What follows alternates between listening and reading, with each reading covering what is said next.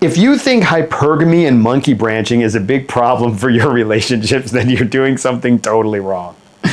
I'm Martin. I've been a dating and relationship coach for 17 years. And today I'm going to talk about these concepts that are really popular in the manosphere. And they're really, hilarious to me because I never, ever have been concerned or worried about hypergamy and monkey branching. And I'll start off by saying that if you're worried about that, then your focus is all wrong. And your focus is all wrong because you're focused on other guys and the other guys that are out there instead of being focused on what you should be, which is the woman that you're involved with and making sure she's satisfied in a relationship.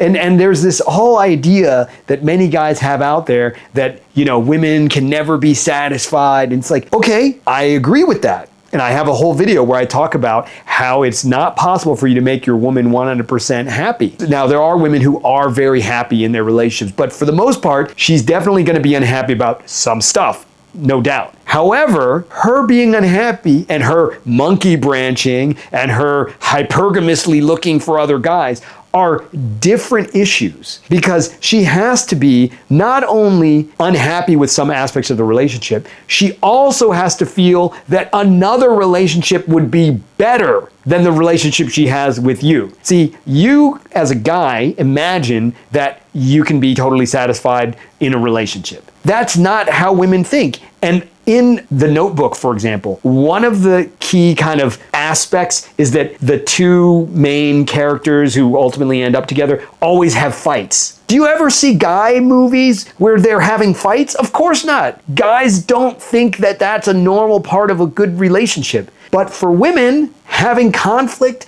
doesn't necessarily mean that they don't love you deeply. In fact, I would argue that for women, if there is no conflict, and that doesn't mean that it's open conflict, but I mean, if she doesn't have any conflicting feelings about you, then actually that implies that she's not happy in the relationship. Because when women want to be in a relationship, they're paying a lot of attention to the details of that relationship, and they're going to be upset about some of those things. It's when they no longer care about the relationship that they stop having any negative feelings about it because they've decided that it doesn't matter anymore. The relationship, if it's important to them, they're going to be upset about things in it, right? It's just like if you have some prized possession and it gets a scratch, you're going to be unhappy about it. That doesn't show that you want to get rid of that prized possession and go elsewhere. It shows that you're really attached to that thing. So guys often make this mistake because when the girl stops complaining, they think, oh, everything's good now. But now, this is where her attention is likely to be going elsewhere, when she's not complaining, because it means she's not paying enough attention to the relationship. And so that's the understanding you have to have, first of all. Now, the next thing to understand is why you don't need to worry about this stuff. Women are not so simple like guys in terms of how they think about what they want in a relationship and what they're getting out of the relationship. They have so many different factors and considerations as part of it. It's not just like, oh, money, looks, yeah, it's not like that. They have a lot of things about the personality, about how you treat them, and okay, are there women who are more concerned about the way their relationship looks and are mostly in a relationship so that they can, flex on Instagram? Yes, of course there are women like that. However, if you're not a guy who lives his life in a way that facilitates that, then she won't want to be with you in the first place. And if she doesn't want, and that's fine because you don't want to be with someone who's like that. And so when you live your life in an authentic way that really shows how you live and what you value, then she's choosing you because of how you live and what you value. Now, if you use a bunch of, in another video I talk about the reverse magic show. If you use the reverse magic show to get her, well, yes, of course, she's not going to want to be with you. But that's not because there's something wrong with her. That's because you essentially bait and switched her. You sold her on one idea of what dating you would be like and what you were like, and then you didn't provide that. You provided something else. Now, maybe she would have been happy with the other thing that you provided if she'd known about it from the beginning, but because you didn't, now she's unhappy because she picked it for one reason and she got something else.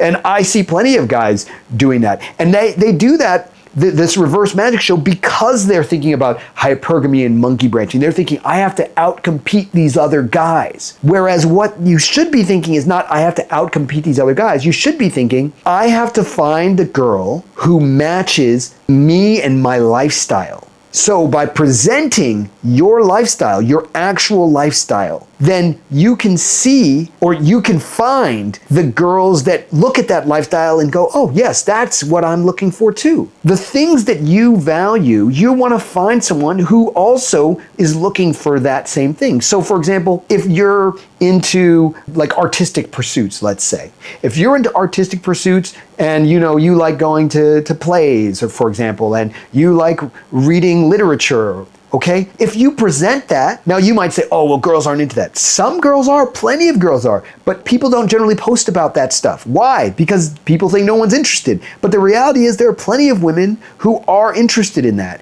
And if you display that aspect, then the women who are interested in that, they will self-select to be with you and to be around you. And so it's the combination of all your various unique attributes that she can't find that same combination anywhere else. That's what makes you unique, not trying to outspend other guys. That is not going to make you unique. That just makes you just like anyone else. But when you show that you bring her to experiences that are unique because they are an expression of who you are as a person, and you find a woman who those experiences, those preferences really line up well with her, then she is going to be very invested and very interested in that relationship, assuming that you run it well. And when I say run it well, I mean assuming that you don't make a lot of errors in how you manage that relationship. And errors are things like carelessness, forgetting important aspects of things. Anyway, I can do another video about that.